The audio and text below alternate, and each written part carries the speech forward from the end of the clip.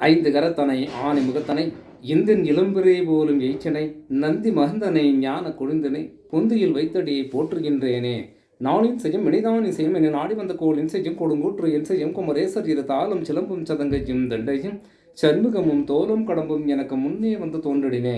சர்வமங்கல மங்கல்யே சிவ சர்வார்த்த சாதிக்கே சரண்யே திரியம்பிரிகே கௌரி நாராயணி நமஸ்துதே. ஞானம் நந்தவனம் தேவம் நிர்மலம் ஸ்படிகாக்கிருத்தியம் ஆதாரம் சர்வ வித்யா நாமய கிரீவம் உபாஸ்மகே. வணக்கம். நான்காம் பாவகத்தை பற்றிய ஒரு சிறிய ஆய்வு. லக்னாதிபதி நான்காம் பாவகத்தில் நின்றால் அந்த ஜாதகனுக்கு என்ன பலன் கொடுக்கும் அப்படின்னா, ஜாதகன் சுகவாசி, வாகன யோகமுடையவன், தாய் மீது பற்று அதிகமாக இருக்கும், பாசம் அதிகமாக இருக்கும், அதாவது மிகுந்த அன்பு இருக்கும், உறவினர்கள் அதிகம் உடையவன், தாய் சம்பந்தப்பட்ட உறவினர்கள் இந்த ஜாதகனுக்கு அதிகமாக இருக்கும். அதே போல லக்னத்திற்கு 2ஆம் அதிபதி 4ஆம் வீட்டில் இருந்தால் எப்படி இருக்கும் அப்படின்னா, தன்னுடைய தாயாரின் கையில் நிதி நிர்வாகம் இருக்கும், வாகனங்களின் மூலமாக தனவரவு பணவரவு அதிகமாக இருக்க வாய்ப்புகள் உண்டு.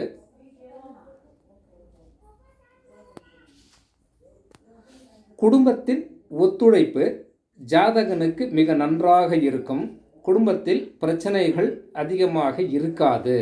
ஏனென்றால் இந்த ஜாதகனின் சொல்லுக்கு அதிக மதிப்பு அந்த குடும்பத்திலே இருக்கும் அப்படின்னு சொல்லலாம். அதே போல் 3ஆம் அதிபதி 4ஆம் வீட்டில் இருந்தால் பலன்கள் எப்படி இருக்கும் அப்படின்னா, வரவுக்கு மிஞ்சிய செலவுகள் தாயாரின் மூலமாக நடக்கும்.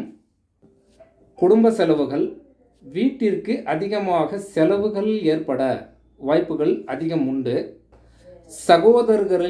சகோதரர்களின் உதவிகள் தாயாருக்கு நல்ல முறையிலே கிடைக்கும். அதே போல 4ஆம் அதிபதி 4ஆம் வீட்டிலேயே இருந்தால் எப்படி இருக்கும் அப்படின்னா, தாயாரின் அன்பும் அரவணைப்பும் ஜாதகனுக்கு கிடைக்கும். தாயாரின் மூலமாக வரவுகள் ஜாதகனுக்கு அதிகமாக இருக்கும். ஜாதகருக்கு வண்டி வாகனங்கள் யோகமான, நிலம் சம்பந்தப்பட்ட விஷயத்திலே, வீடு சம்பந்தப்பட்ட விஷயத்திலே, பொருளாதாரம் சம்பந்தப்பட்ட விஷயத்திலே ஜாதகனுக்கு அதிகமாக தாயாரின் துணை உண்டு. தாயாரின் அன்பும் பாசமும் அரவணைப்பும் அந்த ஜாதகனுக்கு உண்டு. ஜாதகருக்கு வீடு வாசல் சொத்து, அசையும் சொத்து அசையா சொத்து போன்ற விஷயங்களிலே குறை இருக்காது அப்படின்னு சொல்லலாம். அதே போல 4ஆம் அதிபதி இல்லை 5ஆம் அதிபதி 4இல் இருந்தால் அந்த பலன் எப்படி இருக்கும் ஜாதகனுக்கு அப்படின்னா, ஜாதகனின் தாயார் பணம், செல்வாக்கு, பொருளாதாரம் என்ற விஷயத்திலே அதிக பணம் உடையவராக இருக்க வாய்ப்புகள் உண்டு. அப்போ தாயார் செல்வாக்கு உடையவராக இருக்க வாய்ப்புகள் உண்டு அப்படின்னு சொல்லுது. வாகனங்களின் மூலமாக அதிக வருவாய் ஈட்டக்கூடியவராக தாயார் இருப்பார். பணமும் செல்வாக்கும் குறையில்லை. வாக்கு வன்மை அந்த தாயாருக்கு நல்ல முறையிலே இருக்கும் அப்படின்னு சொல்லலாம். பொதுவாக என்ன சொல்கிறோம், 5ஆம் வீட்டதிபதி 4ஆம் வீட்டிலே இருந்தால் தாயாரின் மூலமாகத்தான் அந்த ஜாதகன் செல்வாக்கும் பொருளாதாரமும் அதிகம் உடையவராக, சந்தோஷமான வாழ்க்கை வாழக்கூடியவராக இருக்க வாய்ப்புகள் உண்டு அப்படின்னு சொல்லலாம். அதே போல் 6ஆம் அதிபதி 4இலே இருந்தால் எப்படி இருக்கும் அப்படின்னா, தாயாரின் உடல்நிலை அதிக பாதிப்பு உடையவராக இருக்க வாய்ப்புகள் உண்டு. தாயாரின் மூலம் தாயாருக்கு மருத்துவ செலவுகளும் அதிகமாக ஏற்பட வாய்ப்புகள் உண்டு. ஏனென்றால் நோய் சம்பந்தப்பட்ட விஷயத்திலே தாயாரை தாக்கக்கூடியதாக இருக்கும். அதனால் ஜாதகன் கடன்கள் ஏற்பட, நோயின் சம்பந்தமான மருத்துவ ரீதியான செலவுகள் அதிகமாக செய்யக்கூடியதாக இருப்பதால் ஜாதகன் கடனாளியாக இருக்க வாய்ப்புகள் உண்டு அப்படின்னு சொல்லலாம். அப்போது வண்டி வாகனம் சம்பந்தப்பட்ட விஷயத்திலே செலவுகள் அதிகமாக ஏற்பட வாய்ப்புகள் உண்டு. மொத்தத்தில் சொல்லப்போனால் குடும்பங்களிலே பிரச்சனைகள் அதிகமாக இருக்கும். செல்வாக்கு பொருளாதாரம் என்ற விஷயத்திலே பற்றாக்குறையாகவே இருக்கும். அதாவது வரவுக்கு மிஞ்சிய செலவுகள் அதிகமாக இருக்க வாய்ப்புகள் உண்டு அப்படின்னு சொல்லலாம். 7ஆம் வீட்டதிபதி 4ஆம் வீட்டிலே இருந்தால் எப்படி இருக்கும்? தாயார் சுகவாசி அப்படின்னு சொல்லலாம். சொந்த வீடு நிலபுலங்களை உடையவராக இருக்க வாய்ப்புகள் உண்டு. வசதியான வாழ்க்கை ஜாதகர் வாழக்கூடியவராக இருப்பார்கள். 4ஆம் பாவகத்தில் 8ஆம் அதிபதி நின்றால் எப்படி இருக்கும் அப்படின்னா, கல்வி சம்பந்தப்பட்ட விஷயத்திலே பிரச்சனைகள் இருக்கும். தேர்வுகளில் எழுதும்போது படித்ததை, தான் என்ன படித்தோமோ அதை மறந்துவிடும் சூழ்நிலைகள் ஏற்படும். அதாவது தேர்வுகள் எழுதும்போது, அதாவது மொத்தமாக சொல்லணும், மாணவர்கள் படிக்கும் காலத்திலே இந்த தசா புத்தி கடக்குமேயானால் ராத்திரியெல்லாம் விடிஞ்சு விடிஞ்சு படிப்பான். ஆனால் தேர்வு எழுதும்போது எல்லாமே கோட்டை விட்டுருவான், எதுவுமே ஞாபகம் வராது. இந்த மாதிரியான சூழ்நிலைகள் இந்த தசா புத்தி காலங்களிலே அந்த ஜாதகனுக்கு ஏற்படும். உறவினர்களின் மூலமாக பல பிரச்சனைகளை அந்த ஜாதகர் சந்திக்க வேண்டியதாயிருக்கும். குடும்பத்தில் பிரச்சனைகள் இருக்க அதிக வாய்ப்புகள் உண்டு. அதே போல் 9க்குடையவர் யாரோ அவர் 4ஆம் வீட்டிலே இருந்தால் எப்படி இருக்கும்? ஜாதகனுடைய ஜாதகத்தில் எப்படி இருக்கும்னா, தாயும் தந்தையும் ஒருவருக்கொருவர் விட்டு கொடுக்காமல் அன்பும் அரவணைப்பும் அதிகமாக தனது பெற்றோர் இருக்க வாய்ப்புகள் உண்டு. அவர்கள் ஒருவருக்கு ஒருவர் பிரச்சனைகள் இல்லாமல் இருக்க வாய்ப்புகள் அதிகம் அப்படின்னு சொல்லலாம்.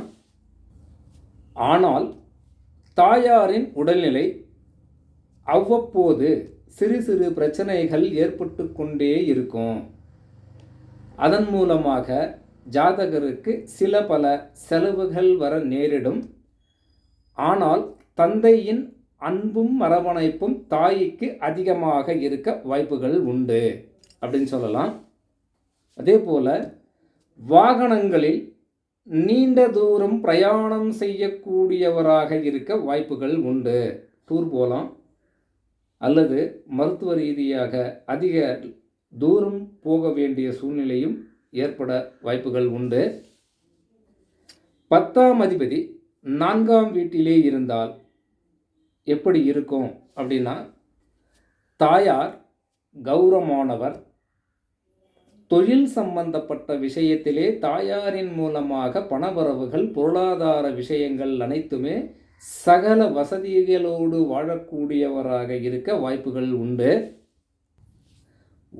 உறவினர்களின் மத்தியில், சொந்த பந்தத்தில் இந்த ஜாதகனுக்கு அதிக மரியாதையும் மதிப்பும் அதிகமாக இருக்க வாய்ப்புகள் உண்டு அப்படின்னு சொல்லலாம். 11ஆம் அதிபதி 4ஆம் வீட்டிலே இருந்தால் எப்படி இருக்கும் அப்படின்னா, தாயாருக்கு மதிப்பு குறைவாக இருக்கும். தாயாருக்கு பெரும்பாலும் அவமானங்கள் ஏற்பட அதிக வாய்ப்புகள் உண்டு. வாகனங்களின் மூலமாக பணவரவுகள் அதிகமாக இருக்கும். இன்னும் இருக்குது. இந்த 11ஆம் பாவகத்தை பற்றி சொல்லணும்னா போதும். 12ஆம் பாவகாதிபதி 4ஆம் வீட்டிலே இருந்தால் தாயார் தெய்வ அருள் நிலை பெற்றவராக இருக்க வாய்ப்புகள் உண்டு. மனைகள் கட்டுவதிலே வாங்குவதிலே கடன்கள் செலவுகள் அதிகமாக இருக்க வாய்ப்புகள் உண்டு. படிப்பு சம்பந்தப்பட்ட விஷயத்திலே இருக்குமேயானால் அந்த காலகட்டத்தில் படிக்கணும், காலேஜ் படிக்கணும், மேல் படிப்புக்காக இந்த தசாபுத்தி அந்த காலகட்டத்தில் வந்தால் படிப்பு சம்பந்தப்பட்ட விஷயத்திலே கடன்கள் அதிகமாக ஏற்பட வாய்ப்புகள் உண்டு. ஒரு சிலருக்கு வீடு கட்டுவாங்க. அந்த காலகட்டத்திலே வீடு சம்பந்தமான பிரச்சனைகளிலே கடன்கள் அதிகமாக ஏற்பட வாய்ப்புகள் உண்டு அப்படின்னு சொல்லலாம்.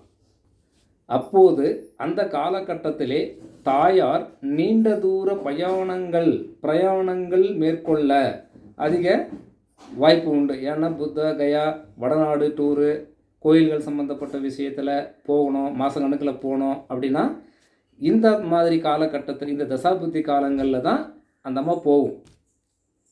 கோயில் சம்மந்தப்பட்ட விஷயம் போக வாய்ப்புகள், நீண்ட தூர பிரயாணங்கள் போக வாய்ப்புகள் உண்டு அப்படின்னு சொல்லலாம். இந்த முறையிலே லக்னத்திற்கு 4ஆம் பாவகாதிபதி அதில் நின்ற கிரகம், அது எந்த பாவகத்தின் கிரகம் அந்த 4ஆம் வீட்டில் நிற்கிதோ அந்த தசாபுத்தி காலங்களிலே எந்த விதமான பலன்கள் அந்த ஜாதகனுக்கு கொடுக்கும் அப்படின்னு சொல்லி ஒரு சிறிய ஆய்வு இது. வணக்கம்.